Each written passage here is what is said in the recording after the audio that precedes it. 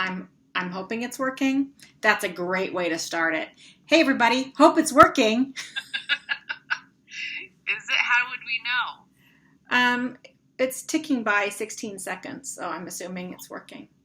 All right. I feel like every time we do this, we're like, the blind leading the blind, like every time. And like we have different issues each time though, so it's not, I feel like we like to keep things interesting. I feel like we solve the issues that we have and then new ones crop up and always. Anyway. So, welcome to Romance Ramblings. 46 seconds into it. Uncut, and clearly, and off-the-cuff musings. Drinking? No, actually, yes.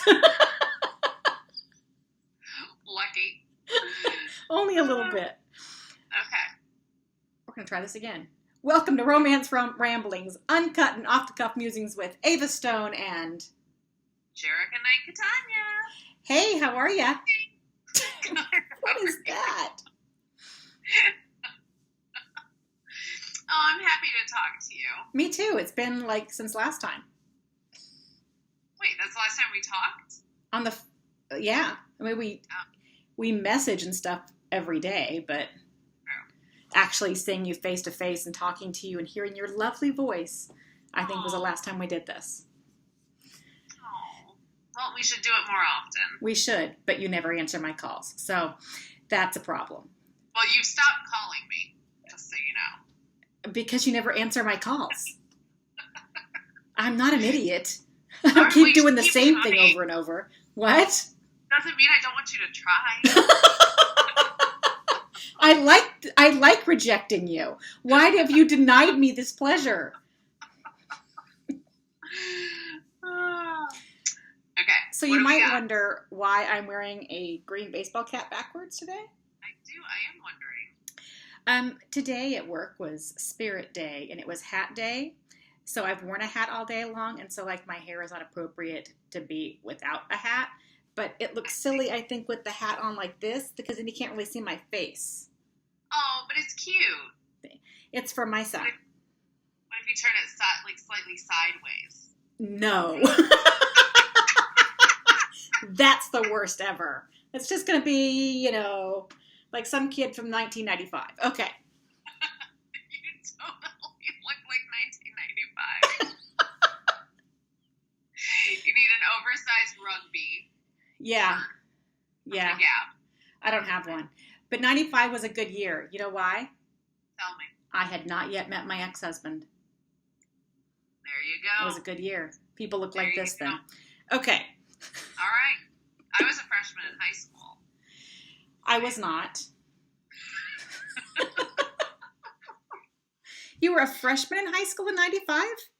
You can't be. I graduated from 91 and you're 5 years younger than me. No, I entered high school. Oh, sorry. I entered high school 93. So 95, I would have been a sophomore. You're right. 95, you would have been a junior. What year did you graduate? 97. So you're 6 years behind me? I thought you were 5. I don't know. What are you, slow? No. It's because your birthday. It's because your birthday's in December. November. What I know is you're Sagittarius, which is mostly December. We're giving away all kinds of security secrets here today. I never think about that thing. I know. That stuff. Good for you. Anyways. So if you're paying attention.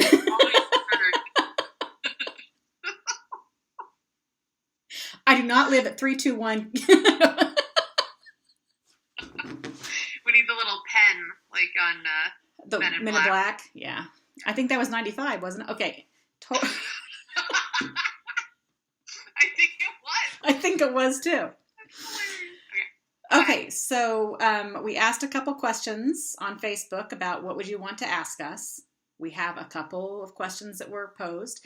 Now, I have been running around like a crazy person all day, so normally I write these down, and haven't done that, so I'm reading them live to you. So good luck. Here we go. Let's see. Oh, this one I'm going to answer because I thought it was, mean-spirited towards me. Only a little bit. Shoot. Okay.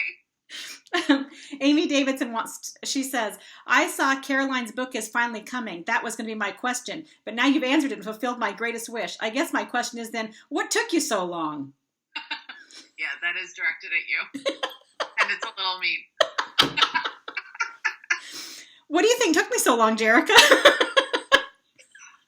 You were there for this whole process. What did take you so long? Huh?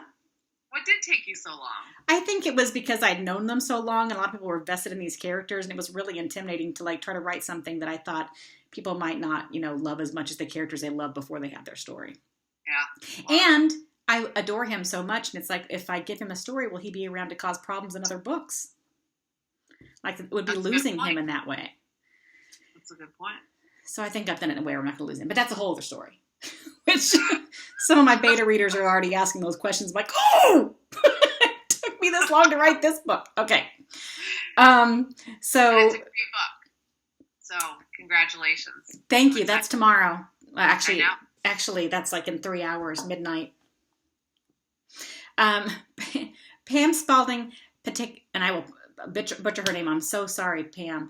Patarakis? I'm going to go with Patarakis. Okay. She can yell at me later. What made you choose this genre to write, Jerrica? I was just telling Samantha Grace this story yesterday. I had never really even heard of Regency romance. I didn't know what it was, and I was like 28-ish, and I decided to take a hiatus from my career as a musical theater actress and kind of define myself. I was very unhappy. Are you still on that hiatus? I'm still on that hiatus. It was supposed to be temporary. Just checking. And I actually started reading a lot. And I read a book, I forget what it was, Citizen Girl, maybe? Anyway, she's a closet romance reader. And so I was like, romance novels. So I went to Barnes & Noble one day and just started scanning the romance novel shelves, and I came across Julia Quinn's, oh my God, I think it's the third one, the Cinderella styles. How can I forget it? It's the whole reason I became an author. It was a gentleman, wasn't it? Yeah, an offer from a gentleman. That's it. So I read that. I devoured it. I was like, where has this been all my life? Then I finished the rest of the series, and I knew that's what I wanted to do. And so I gave up theater and acting and became a writer. Of that genre. Of that genre. For me, it was watching period shows, Pride and Prejudice, and from a very early age, the bad one with Laurence Olivier. I know nothing with Laurence Olivier is bad, but it's not the preeminent Pride and Prejudice. But when I was a little kid, that's what we had. We had Laurence Olivier, that's all you which had. is a good Laurence Olivier is awesome in everything he does. The rest of it not so great. Greer Garson is anyway. And then I read a ton of traditional Regencies when I was a teenager. Saved up all my babysitting money to do that, and I was screenwriting. One of the producers in Hollywood, because everything I was writing was historical, said, "Hey, historical stuff's hard to make in Hollywood. Have you thought about writing novels?" And I went, "I thought about it in 7th grade. Maybe I should see that." So anyway, I devoured all the New York Times bestsellers to see what was current in the market, and Smart. The rest is history. And we met not too long after that. So exactly. I was working. Yeah, I was working on my first book. Were you on your first? Novel? Yeah, first and second. Yeah. So the first one that you read of mine, though, was my second, and then you still never forgiven me for it. You mean the opening or the incident later in the book? The incident later in the book. Because you cut that opening. I did. It was a little intense for the audience. Apparently, but see, when you were doing stuff... When you were doing things for Hollywood and scripts, you try to get something really intense in the first 10. You have the first 10 pages of a script to catch somebody, and it's got to be something emotional or exciting or something like right up, which is what I was used to doing.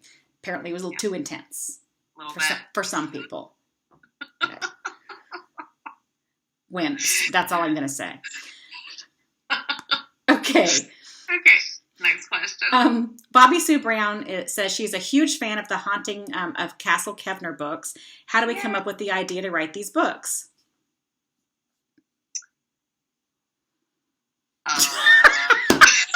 And Jerrica draws a blank.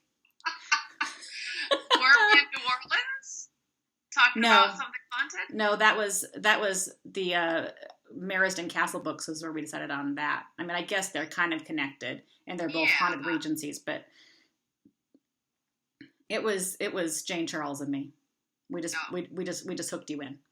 Well, thanks for including me. You're welcome again.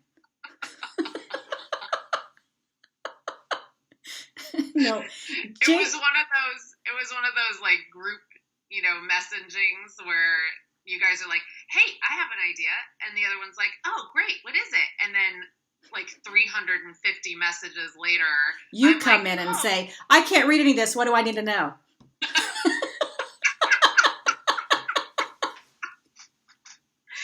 You know me so well. I do. After all these years. Which ties in to the next question, which is from Melody Brooke May. And she says, what are you guys currently working on? Jerrica, what are you currently working on? I'm currently working on a Castle Kevner book! Yay! I can't say the same. Because I'm done. You're done. I'm done with mine. I'm actually working on a super secret scandalous novella. Ooh, fancy. That if people would leave me alone, like everyone in the world, I could finish it. But they won't. That's not going to happen. By the way, how's my cover coming? See? Exactly. This is the pain I have. I'm just kidding. There's no rush. I'll totally forget about it in 3 days anyways. So. I'll be done by then. Because I can't, it kills me to have something on my plate. Let's see. So we have a couple others. Can you hear me typing? I hope not. I can. Yay. That's great. Excited about that. Okay. Janet Barrett wants to know, and I can answer for you. Oh, no. Here we go. And you can answer for me. It's the same answer. Okay. Oh, good. Do you carefully plan your books or fly by the seat of your pants or a combination of both? Janet, both Jerrica and I write the same way we live, by the seat of our pants. No planning for anything. Ever. Nothing. Ever. It was like 2:00 this afternoon. Hey, you want to do a romance rambling? It's pretty much how we roll. Hey, we moved 2 weeks ago, and like 3 days before, I was like, the movers are going to be here in 3 days. Is anybody going to pack anything? Wow. Yeah. And did you leave without the stuff, or did somebody pack stuff? No, they packed us, thankfully. We were supposed to have gotten a little bit more out. Yeah. Packed and moved to the new house first, but we didn't. So. Okay. Yeah. Their packing estimate was 2 times as long as, or what it took them was twice as long as what they estimated. Oh, no wonder they were there till like midnight. Yeah. I remember seeing that.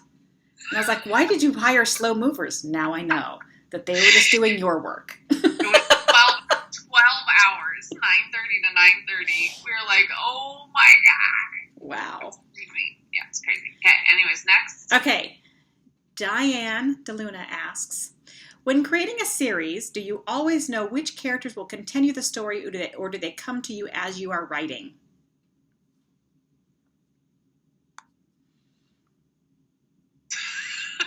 Is anyone going to answer? Remember that seat of your pants question? See the earlier answer? Yes. Well, you know some things, right? Like, I do. That's all you're going to say. Some things have been planned. Like I knew writing Gypsy Bride that Bianca was going to have 3 sisters and I was going to do a series on them later. So they were planned. But sometimes a character pops up and it's like, oh, yay, I can... Here's this new person. Yes, well, yes. if you... So you know how I have all the family trees on my website. Mm-hmm. And I have been going, so at the point of this reading, or this talking, or whatever it is we're doing, this chat, there was only one person on the Winslet family tree who has had a story. And there are like 15 people. Okay. And so I'm like, you know, do I know what they're going to do? No. And that's terrifying to have that many people. But at the same time, like, they're part of the canvas, so I know I'll do something with them. And I try to find ways to integrate them in, you know, Sure. Hopefully. So, like, start to pepper them in so people want to know things about them. And right. And then they'll blossom into a full-fledged character. And that's the novella that I'm working on right now. Actually, it's weird because I knew nothing about these three girls. The one I'm writing has been a secondary character in a couple of novellas, but not a ton. And she has two sisters who have never been on the page. And you just start writing, and it's like, oh, so she's the nice one, and she's the crazy one, and she's like all right, now I got her family. I didn't know this yesterday. Yes, I love it. Okay. Right. Diane, that may not have answered your question, but that's as close as we can go, because seat of our pants. And let's see if we have anything else. Brainwaves asks, you are not going to like this question. Wait, she says that, or you're saying I'm saying it, because you're going to have to think. Oh, God. Come on, brain. Are you talking to Brainwaves or yourself? Come on, brain! Come on! What is the most important part of a book from an author's perspective outside of a sale? Whoa. I told you. That's a deep question.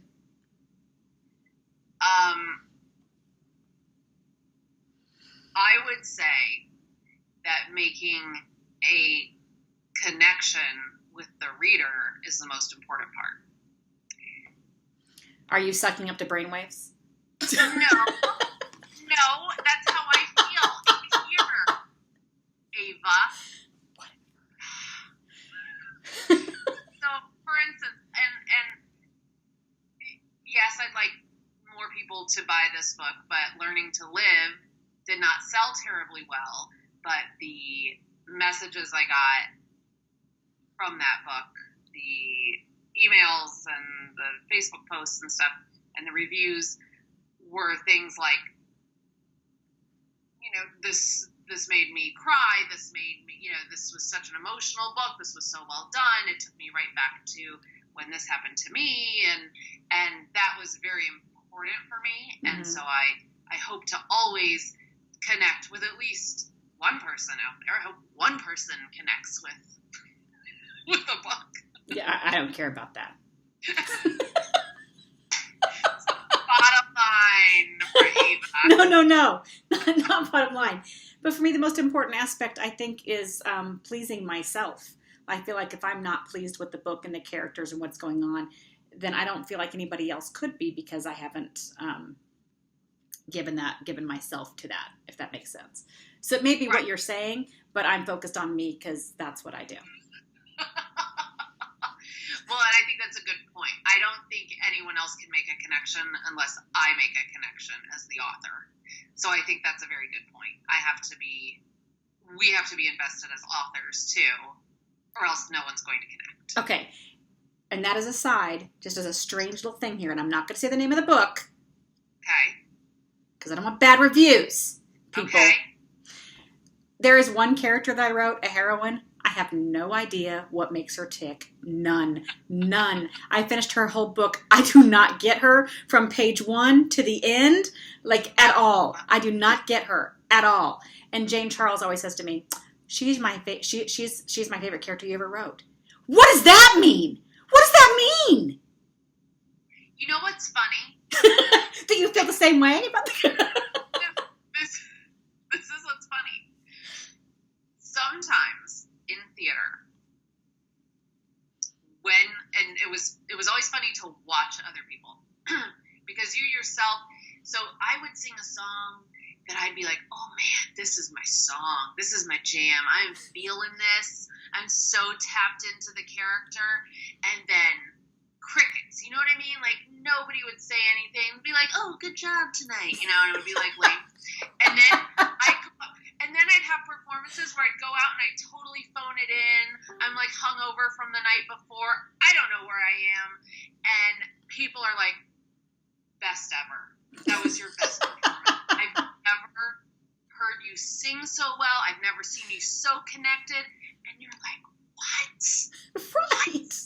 But that's similar. Maybe we shouldn't be invested. Maybe we shouldn't have a connection. I don't know. Maybe it makes a good character. I don't know. Jane likes it best. I'm like, I don't even know what to do with that. Now I want to know what book it is. Is it a full length or a novella? That would really narrow it down. But it's a novella. It's a novella. Now she's going to be thinking it. She's going to be going, is it this one? Is it that one?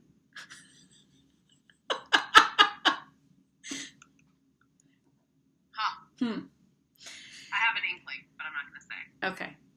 Because I don't want to look stupid if I'm wrong. Not because I'm afraid of outing your character. Whatever. It's all about me this time. What? You took my line. I know. See, I'm learning. Okay. Last story, unless there's something you want to tell. This is not writing related. It's completely day job work related. Here we go. Bring it. Okay. Last week at work, we had the summer dip off, where you make a dip and bring it in for a contest. Oh my God. Yeah. Did you make something? I know, shocking. Actually, I made 2 things. That's the most shocking thing. So I made the first thing because I found this dip on Facebook that I'm like, oh, that sounds interesting. And it was a creamy bacon cheesy dip. And I'm like, that sounds good. I'll try that. But it was had lots of green onions in it. So, of course, I wasn't going to do that. So I just added extra bacon because he doesn't like extra bacon. It's not called onion dip. It's called bacon dip. I figured extra bacon was fine. Okay. Nailed it. Not a whole lot of flavor. And I was like, feel like it needed garlic salt or something. I'm like, I guess I can't bring this now because there's like no flavor to it. A bacon dip with no flavor. So I'm like, well, luckily I had stuff to make my buffalo chicken dip, which everyone always likes. It was my standby. I'll make this. But it's a popular dip, so I thought probably somebody else might have made some, and somebody else did. So there's 15 dips show up, and 2 of them are buffalo chicken dips, mine and somebody else's. Now, our intern is one of the judges, and he knows I have brought in a buffalo chicken dip. And I say to him later on, I'm like, so how's it going? And he's like, takes me aside, like, he can't be seen colluding with, with a participant in the dip off. And he says, I respect that. Yeah, I know. Except they still talk to me. He just doesn't want anybody else to know it. So, which I think is like the definition of collusion. Like it's Anyway, he comes over and he's like, yours is the one in the red crock pot, right?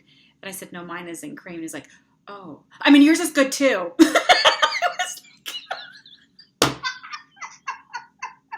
what? Oh no. Thanks a lot. So my reputation of being a bad cook continues. And then that dip took second place. Your dip or the buffalo dip? The other, I made the other buffalo chicken dip, not mine. So the one in the red container. Yeah, I didn't, yeah, exactly. I'm sorry for your loss. Last time I make a dip. Or anything else. Oh my God. That's a good story. I'm sorry about that though. I mean, yours was good too. That sucks. Oh my God. If only I wrote contemporaries. Like, there's just really not a way for that to work at a Regency. No. But anyway, how are you liking the new house? We love it. It's really great. It's so nice. It's bigger. It's more spacious. And the neighbors are awesome. And yeah, just in general, it's been great. Good. I'm glad. We're having our housewarming on Saturday, though, which might have been a little ambitious on my part. Are you having the movers come and do it for you? I should. Like 3 hours before. Hey, movers. Good job for you. Because I'm kind of over it at this point. I'd rather live amongst boxes, to be honest. But no can do. Oh. All right. Okay. Well, it was good talking to you. It was a lot of fun. And if we read your question, I will be contacting you on Facebook for a prize. What's the prize? I don't know. Tell them? Oh, you don't know. I haven't decided. You're going to fly by the seat of your pants. That's how I roll. That's how you roll. Right. Like, that's how we do it. That's how we do. That's how the magic is made. That's how... Yeah. Some people do plot. Parameters on this. Yeah. Then you lose all the creative energy. Exactly. All right. Okay. Bye, everybody.